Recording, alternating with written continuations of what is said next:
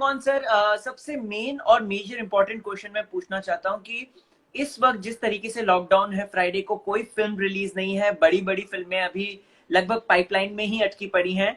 सो हाँ जी, हाँ जी। कितना नुकसान सर उठाना पड़ रहा है बॉलीवुड को? कितना कितना लगता है कि प्रोड्यूसर्स को, जो डिस्ट्रीब्यूटर्स हैं, उनको कितना नुकसान झेलना पड़ रहा है सर?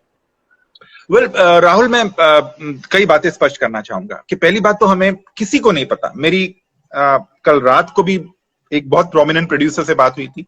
इनफैक्ट 1983 के प्रोड्यूसर से मेरी बात हुई थी और उन्होंने अपना वर्जन दिया था कि क्या, मैंने उन्हें पूछा था कि क्या आप फिल्म रिलीज कर रहे हैं डिजिटल प्लेटफॉर्म पे। 1983 में रणवीर सिंह है, तो उन्होंने एक्सक्लूसिव कॉन्वर्सेशन में मुझे कहा कि नहीं, हम थिएटर में रिलीज करेंगे, हमारी फिल्म डिजिटल में बाद में आएगी, जैसे कि प्रोसेस होता है, हमारी फिल्म पहले थिएटर में रिलीज होगी।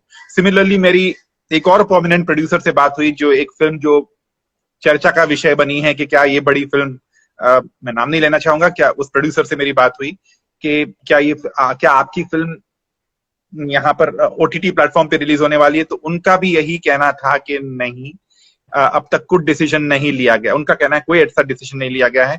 तो देखिए, मेरा ये मानना है, कमिंग टू योर क्वेश्चन, जो आपने एक बहुत इंटरेस्टिंग, बहुत अहम सवाल पूछा है आपने मुझे कि क्या नुकसान कितना हुआ है। नुकसान का हम अंदाजा तभी लगा सकते हैं जब हमें पता हो कि हमारे थिएटर्स कब खुलेंगे, कब फिल्में रिलीज होंगी। आज की तारीख में जिन जिन प्रोड्यूसर्स, जिन जिन, मेरी कई एक्टर से ही बात हुई है, जिन प्रोड्यूसर से ही मेरी बात हुई है और सारे नामचीन प्रोड्यूसर से बात हुई है, तो दे देमसेल्व्स आर क्लूलेस।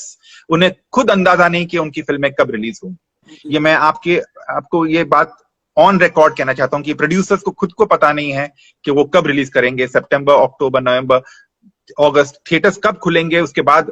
और देखिए, हमारी फिल्में, राहुल, एक बात आपको ध्यान देना होगा कि हमारी फिल्में सिर्फ हिंदुस्तान में रिलीज नहीं होती। Correct sir. चाहे वो हिंदी हो, तमिल हो, तेलुगु हो, कन्नड़ हो, ये विश्व भर में साथ में रिलीज होती। तो चाहे यूएस कनाडा मार्केट हो, चाहे ऑस्ट्रेलिया, न्यूजीलैंड, फिजी मार्केट हो, चाहे मिडिल ईस्ट हो यानी कि यूएई, जीसीसी हो, चाहे यूके हो, चाहे यूरोप हो या साउथ ईस्ट एशिया हो, जिसमें हांगकांग, सिंगापुर, थाईलैंड और मलेशिया, ये जो कंट्रीज आती हैं, ये हो। तो कहने का मतलब ये, जब तक यहाँ पर सब कुछ नॉर्मल सी नहीं आती, तब तक आप कह नहीं सकते।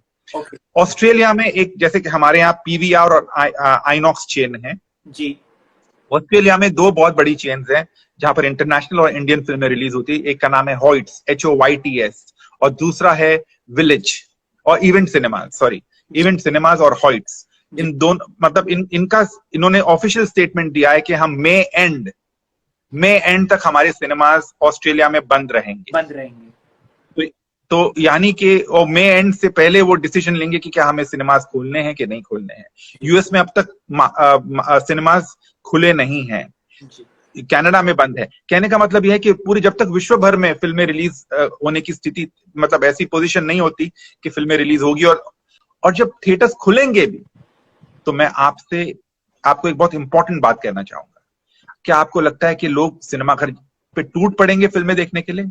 बिल्कुल नहीं। जब लॉकडाउन खत्म होगा, तो एक आम आदमी की जो जिम्मेदारी होगी वो अपने लाइवलीहुड की तरफ होगी, अपने काम की तरफ होगी, अपने बिल्स को पे करने की होगी, अपने घर में राशन लाने की होगी, अपने घर जिंदगी आगे बढ़ाने की होगी, अपने बच्चों की पढ़ाई की होगी, मेडिकल बिल्स होंगे, इंस्टॉलमेंट जो भरने होंगे, बैंक के लोन्स अगर लिए हैं, तो अपने जो बिजनेसमैन होंगे तो वो चाहेंगे अपने बिजनेसेस को फिर पटरी पर लाएं। कहने का मतलब यह है कि जिंदगी को हमें फिर दोबारा पटरी पर लाना होगा। एंटरटेनमेंट तो बहुत बाद में आता है। एंटरटेनमेंट आज की तारीख में एग्जिस्ट ही नहीं करता। तो जो लोग कह रहे हैं कि सिनेमाघर जैसे ही खुलेंगे तो लोग टूट पड़ेंगे, सॉरी, ऐसा बिल्कुल नहीं होगा।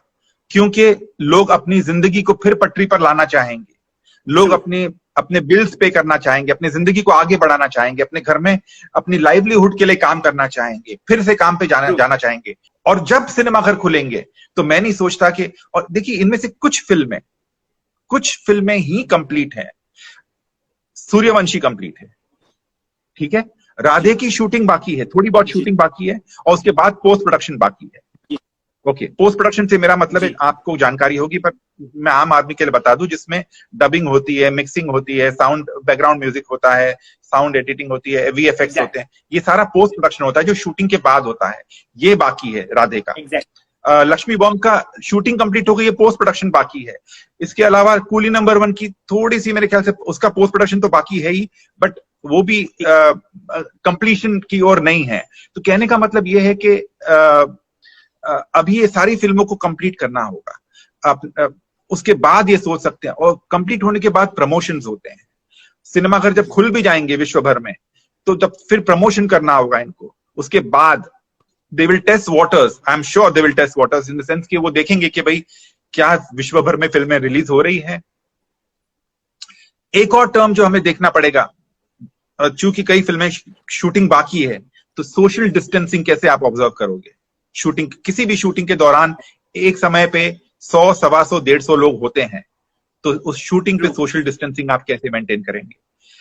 चाहे वो सेट पे हो, चाहे वो ऑन स्क्रीन हो, चाहे वो एक्शन सीन हो, चाहे रोमांटिक सीन हो, चाहे इंटीमेट सीन हो, चाहे वो ड्रामेटिक सीन हो, सोशल डिस्टेंसिंग अभी हमारी जिंदगी का एक अहम हिस्सा बन जाएगा। ये हुआ प्रोडक्शन की बात।